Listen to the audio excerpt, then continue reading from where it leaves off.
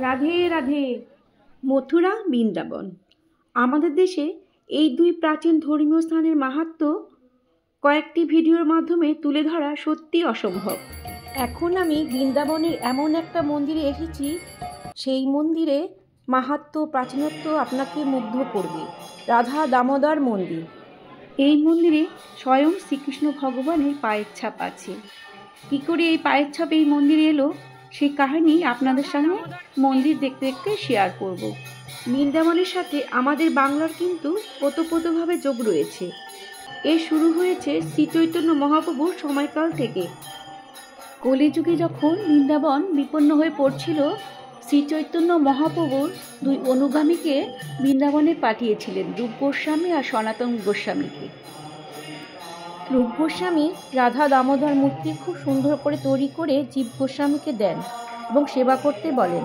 শ্রীজীব গোস্বামী 1542 সালে রাধা দামোদর মন্দির স্থাপন করেন। স্বয়ং শ্রীকৃষ্ণ ভগবানের পায়ের ছাপ আছে, সে কথা তো আগেই বলেছিলাম।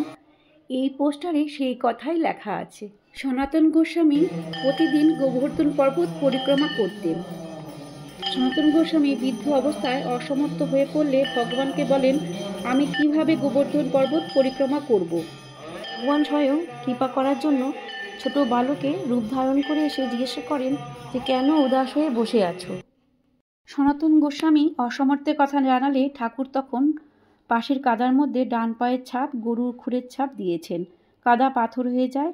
সেই পাথর 4 বার পরিক্রমা করলে গোবর্ধন পর্বতে 7 কোষ পরিক্রমার সুফল পাওয়া যায়। সত্যি শুনলে গায়ে কাঁটা দিয়ে ওঠে। এই সেই পায়ের ছাপ আজও পূজিত হয়ে আসছে এই মন্দিরে। সেই পরম্পরা আজও চলে আসছে। তাই এই মন্দিরে সবাই 4 বার পরিক্রমা করে থাকেন। আমরা এই মন্দিরে খুব ভালো সময় এসেছি। অপূর্ব সন্ধ্যা আরতি দেখলাম। রাধারানী কৃপা করলেই বৃন্দাবনে আসা যায়। ভক্তি দেখে সত্যি খুব ভালো লাগছে। ওনারা গণ্ডি কেটে এই মন্দির পরিক্রমা করছে। বৃন্দাবনে অনেক মন্দির, আমরা যে কটা মন্দিরে যাব সেই কটা মন্দিরের দর্শন এবং মাহাত্ম্য আপনাদের সামনে তুলে ধরার চেষ্টা করব। এই সময়টা খুবই ভালো লাগছিল। সবাই প্রদীপ জ্বালাচ্ছে, আমরা ওনাদের সঙ্গে অংশগ্রহণ করলাম। আমরা বাঁকে বিহারী মন্দিরে যাচ্ছিলাম। যাবার পথে একজনের সঙ্গে আলাপ হলো। উনি বললেন যে পাশেই রাধা দামোদর মন্দির আছে, সেখানে যান, সেখানে স্বয়ং শ্রীকৃষ্ণের পায়ের ছাপ আছে। ওনার কাছকে জানতে পেরে আমরা এই মন্দিরে এলাম।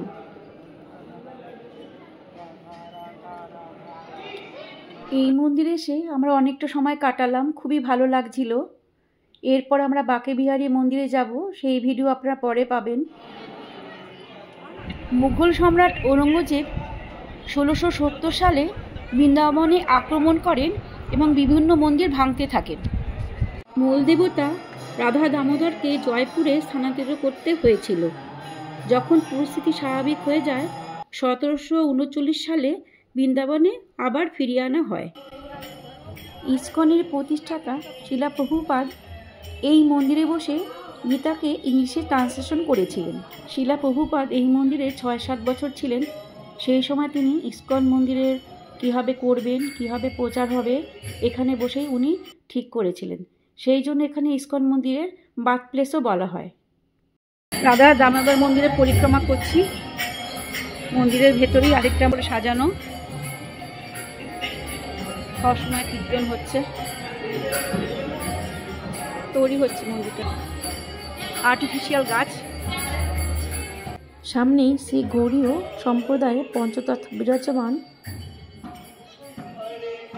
শ্রী চৈতন্য মাঝখানে শ্রী চৈতন্য মহাপ্রভু, ডান দিকে নিত্যানন্দ মহাপ্রভু, ওনার ডান দিকে অদ্বৈত মহাপ্রভু। সনাতন গোস্বামী এবং রূপ গোস্বামীরও সমাধির ক্ষেত্র এবং ওনাদের পাদুকা এই মন্দিরে আছে। গৌড়ীয় মঠ সনাতনীদের কাছে এটি খুব পবিত্র স্থান। নিচে গুরু পরম্পরা। এই মন্দিরে রাধা দামোদর রূপে পূজিত হন শ্রীকৃষ্ণ ভগবান।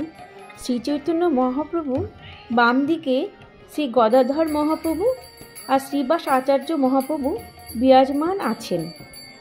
কৃষ্ণপ্রেম পেতে চাও, রাধে রাধে বলো, রাধা নাম জপে যাও, এ জীবন ধন্য করো।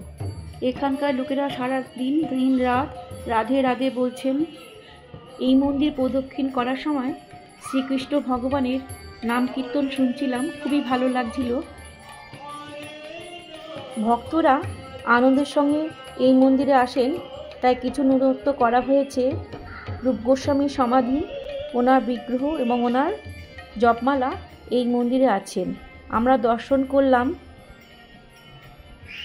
বৃন্দাবনের এক একটা মন্দিরের মাহাত্ম্য এক এক রকম, আমি যতটা সম্ভব তুলে ধরব, আপনারা আমার সঙ্গে থাকবেন।